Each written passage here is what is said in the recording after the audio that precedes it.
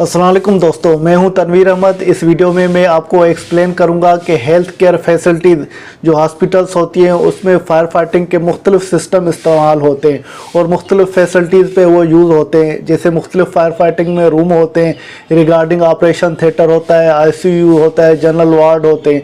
तो उसमें कौन कौन से सिस्टम फायर फाइटिंग के लगाने चाहिए या कौन से फायर फाइटिंग के सिस्टम यूज़ होते हैं, वो इस वीडियो में मैं आपको एक्सप्लेन करूंगा, जैसे आपके कॉन्सेप्ट क्लियर हो और आप समझ सकें तो कौन सा फायर फाइटिंग का सिस्टम हॉस्पिटल में कौन सी लोकेशन पे लगाना चाहिए।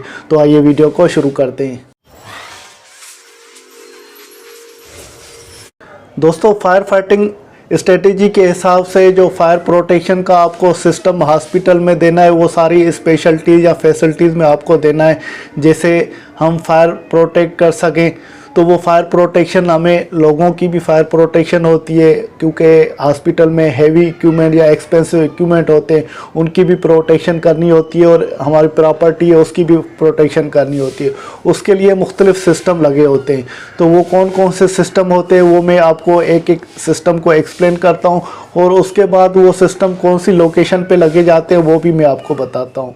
दोस्तों, जो ये फायर फाइटिंग के system health care facilities hospital में यूज़ होते हैं वो मैं उनके नाम आपको बता देता हूँ और उसकी शार्ट डेफिनेशन भी बता देता हूँ, मगर उसके बाद फिर मैं आपको वो लोकेशन या जगह के बारे में भी बताऊँगा कि ये जो सिस्टम है कौन सी लोकेशन या कहाँ पर हॉस्पिटल में लगाए जाते हैं।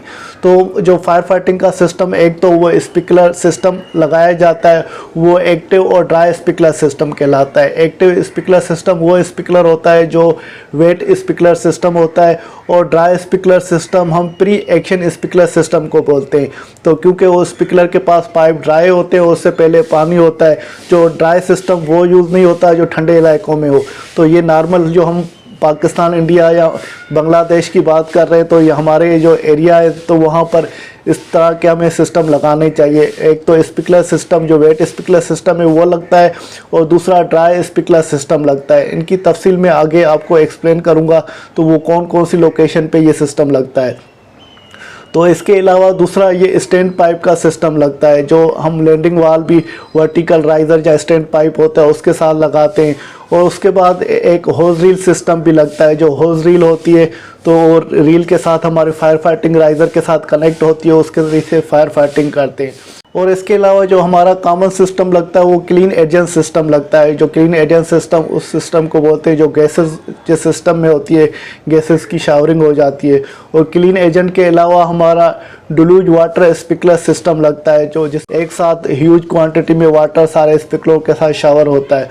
तो उसके अलावा फोम सिस्टम लगता है। फोम सिस्टम जैसे फोम की शावरिंग होगी वो भी सारे स्प्रिंकलरों के और एक ब्लैंकेट बना देगा। तो ये सारे सिस्टम जो है हॉस्पिटल में या हेल्थ केयर फैसिलिटीज़ में यूज़ होते हैं। मगर ये इनके अलावा कुछ और भी सिस्टम होते हैं, मगर ज़्यादातर जो ये सिस्टम यूज़ होते हैं, अभी इन एक एक सिस्टम को हम समझते हैं तो वो कौन सी लोकेशन पे या कौन सी एरिया पे ये सिस्टम को लगाया जाता है। दोस्तों, सबसे पहले हम आते हैं हॉस्पिटल में स्टेयर केस और लॉबीज़। स्टेयर केस और लॉबी में जो हमारा फायर फाइटिंग का सिस्टम लगता है वो स्टैंड पाइप सिस्टम लगता है और होज रील सिस्टम लगता है, और इसके साथ ही हमारे एक्सटिंग्विशर भी होते हैं। स्टैंड पाइप सिस्टम वो होता है जो वर्टिकल एक स्टैंड पाइप या राइज़र पाइप होता है और उसके साथ आपने फायर होज कैबिनेट कनेक्ट हुई देखी है। जो डबल कंपार्टमेंट की कैबिनेट भी होती है, सिंगल कंपार्टमेंट कैबिनेट होती है, या सिर्फ लैंडिंग वाल भी लगा होता है। तो वो हमारी होज कनेक्शन की हम बात करें तो उसमें 2.5 इंच की होज कनेक्शन जो लैंडिंग वाल होता है तो सिर्फ वो लगा होता है। वो हमेशा ज़्यादातर लॉबी या स्टेयर केस या एंट्री या एग्जिट बिल्डिंग की लोकेशनों पे लगाया जाता है। जैसे अगर बिल्डिंग में खुदा न खास्ता आग लग गई, आप स्टेयर की तरफ से एक्सेस करें या एग्जिट करें या उन फायर की लोकेशन पे पहुंचकर आप फायर फाइटिंग कर सकें। आप होज रील को भी जो आम लोग हैं वो इस्तेमाल कर सकते हैं होज रील को, मगर जो होज कनेक्शन 2.5 इंच का वाल होता है उसके साथ होज कनेक्ट करनी पड़ती है और नोजल कनेक्ट करनी पड़ती है। तो उसके लिए आपको स्पेशलिस्ट फायर फाइटिंग का शख्स चाहिए, जो फायर फाइटर चाहिए, तो वो उसको हैंडल या ऑपरेट कर सकता है।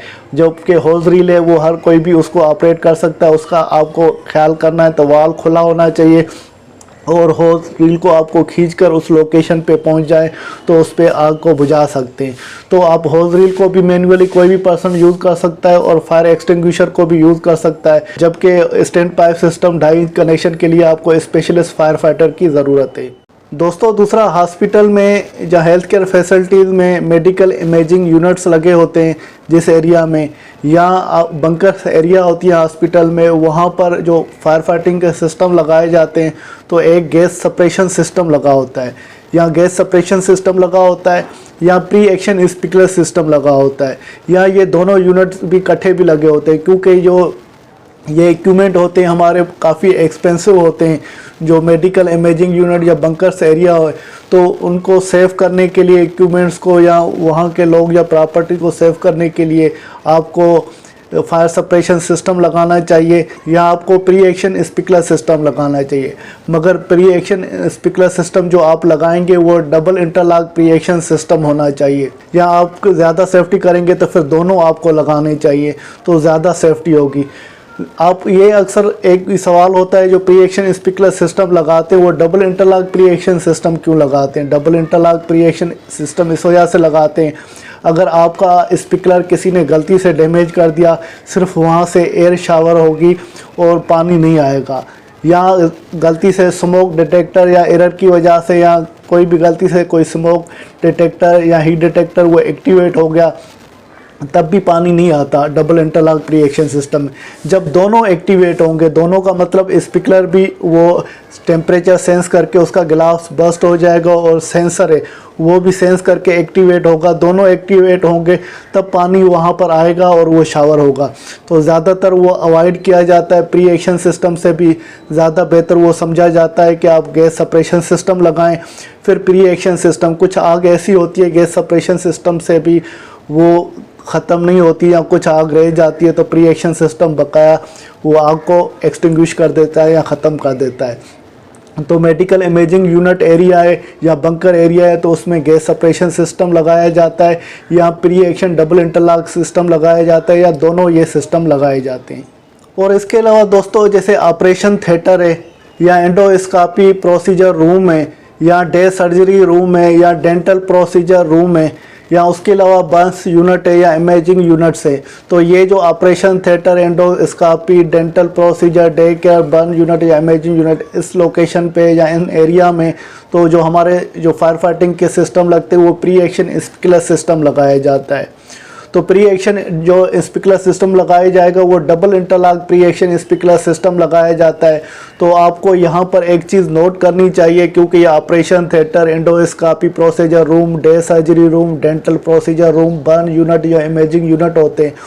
तो वहाँ पर ख़ास करके जो ऑपरेशन थिएटर होता है वहाँ पर ऑडियोविजुअल अलार्म या स्टॉप लाइटिंग उसको रिमूव किया जाता है, क्योंकि ऑपरेशन थिएटर वो हसास एरिया ऑपरेशन हो रही होती है, यहाँ वो बड़ी कंसंट्रेशन चाहिए होती है।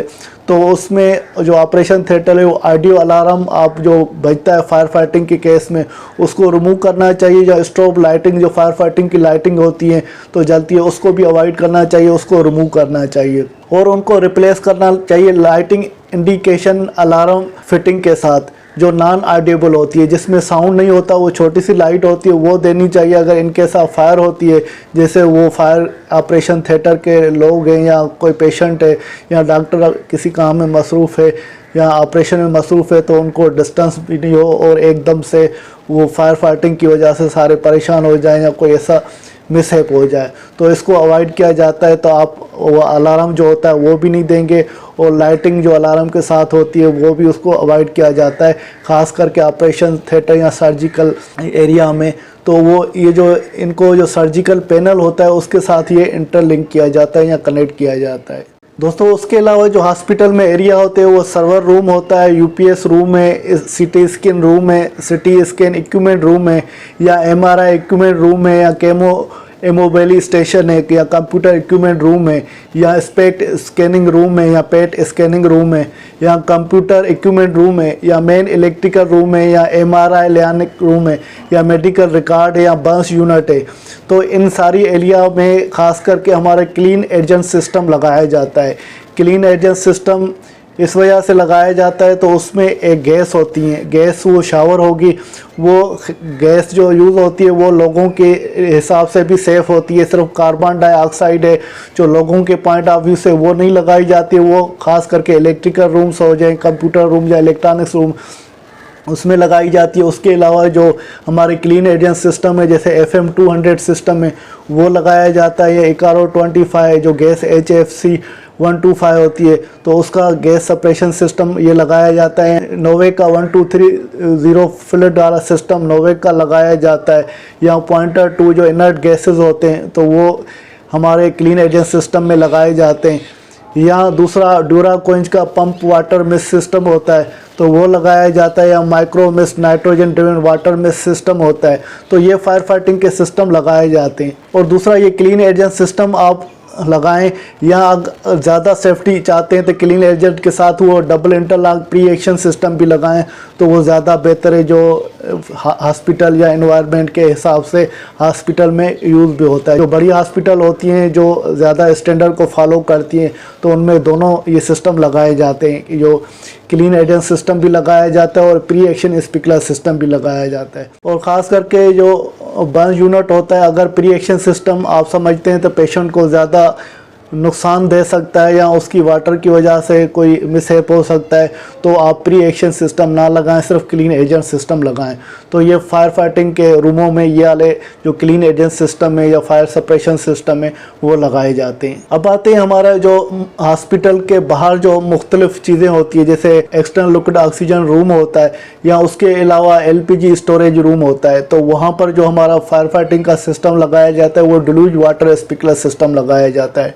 डिल्यूज वाटर स्प्रिंकलर सिस्टम में क्या होता है कि जो स्प्रिंकलर होते हैं वो ओपन टाइप के स्प्रिंकलर होते हैं और वो किसी डिटेक्टर से वो एक्टिवेट होते हैं, जैसे स्मोक डिटेक्टर है या हीट डिटेक्टर है वो जैसे एक्टिवेट हो गए और स्प्रिंकलर की सारे स्प्रिंकलरों के एक साथ वाटर की शावरिंग आ जाएगी, ह्यूज किस्म की फ्लूइड फॉर्म में आ जाएगी, शावरिंग होगी और ये फायर फाइटिंग हो जाती है। तो ये एक्सटर्नल लिक्विड हमारे ऑक्सीजन के सिलेंडर होते हैं या सिलेंडर रूम होता है या LP स्टोरेज सिलेंडर रूम होता है, उनके लिए हम डिल्यूज वाटर स्प्रिंकलर सिस्टम लगाते हैं। और इसके अलावा जो दोस्तों मेडिकल गैस प्लांट होता है या गैस प्लांट सिस्टम होता है और उसके अलावा इलेक्ट्रिकल रूम्स होते हैं या ऑयल फ्यूल स्टोरेज सिस्टम होता है जो हॉस्पिटल के साइड में या लगाए जाते हैं या हॉस्पिटल के सराउंडिंग में ही एक रूम बनाया जाता है उसमें लगाए जाते हैं। कौन से मेडिकल गैस प्लांट होता है या सिस्टम होता है आपने लगाया हुआ है या इलेक्ट्रिकल रूम आपके बने हुए या ऑयल फ्यूल जनरेटर आपके पास है तो उसके लिए हमें जो फायर फाइटिंग का सिस्टम लगाना चाहिए वो फोम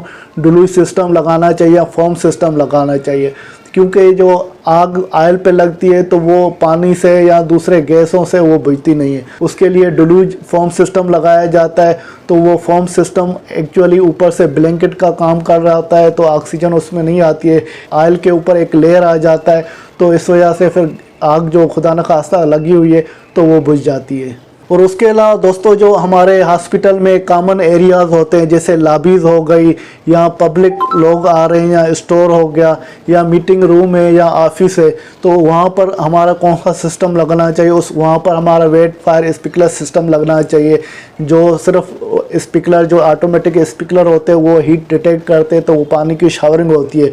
तो वो पब्लिक एरिया होती है उसमें कोई ख़ास इक्विपमेंट नहीं होते, सिर्फ लोग होते हैं या हमारा स्टोर होता है या कॉमन रूम होता है तो ऐसे कॉमन रूम के एरिया या पब्लिक एरिया है जहाँ पर कोई ख़ास चीज़ें नहीं हो, लोगों को आपको सेव करना है या प्रॉपर्टी को आपको सेव करना है, उसके लिए हमें वेट फायर स्प्रिंकलर सिस्टम लगाना चाहिए।